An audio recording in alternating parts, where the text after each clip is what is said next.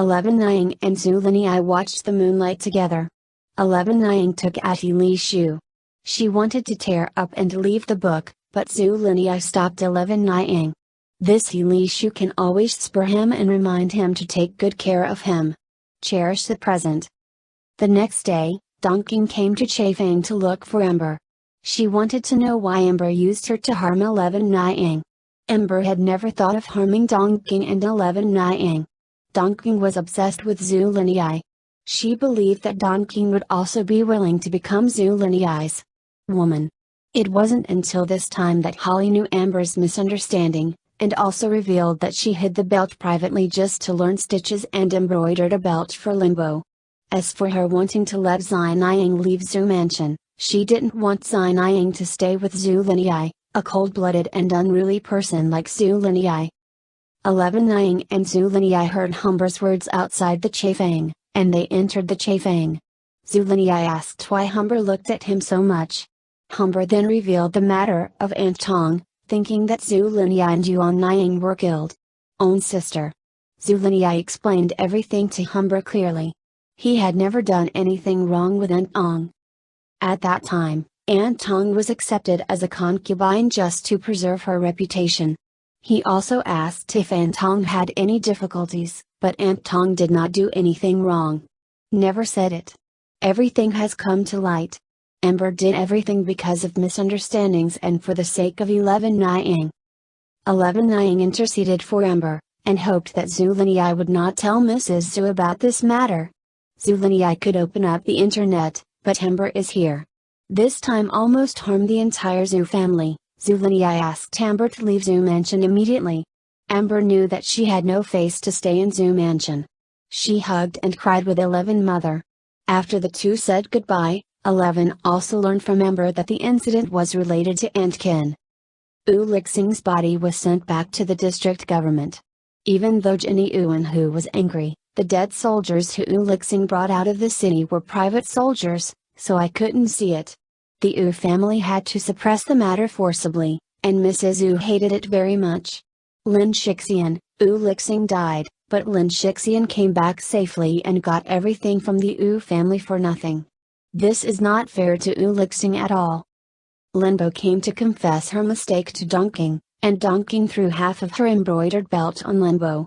Linbo confessed to Dongqing affectionately that he wanted to marry Dongqing, but Dongqing was still angry.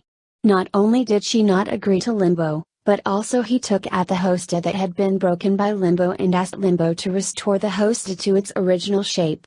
The hosta was broken, and Linbo had a headache for this. Zhang knew the whole story and couldn't help but shook his head and nodded Linbo. What Dongqing didn't want was the hosta restored to its original state, but he hoped that Linbo could coax her more and let her cool down. Zhu Linyi and 11 Niang set up a bureau again. Linbo reported to Zhu Linyi that Wang Jiabao was willing to recruit security. Aunt Kin had heard everything secretly. She was about to leave the house to meet the young lady of the district. Linbo and Zhang had been following Aunt Kin. Unexpectedly, it was not Mrs. Kin who came from the Ku family, but Hu Jinyuan. Jinyuan promised that he would do everything that Ku Lixing had promised Aunt Kin. He would not only send Aunt Kin to Fujian, but also do it for her. Aunt Kin arranged for a child without a father and no mother. Therefore, Aunt Kin told Jinyuan about Wang Jiabao's willingness to recruit, and also told Jinyuan all the things that Wu Lixing asked her to do. After getting the news he wanted, Jinyuan scolded Aunt Kin, thinking that Aunt Kin also indirectly killed his son, which was more than guilty. At this time, Aunt Kin had an unbearable abdominal pain. Only then did she realize that the wine was poisonous. She broke the wine glass and caught the attention of Showing Linbo. The two hurriedly hired a doctor for Aunt Kin and sent Aunt Kin back to Zhu Mansion. Aunt Kin knew she was out of help, so she forced her last breath and said her grievances. Although she became Zhu Linyi's aunt, Zhu Linyi never looked at her too much. The refuge soup that Mrs. Zhu asked her to drink even made her lose her child. She hated Zhu's family and hated Zhu Linyi all the time.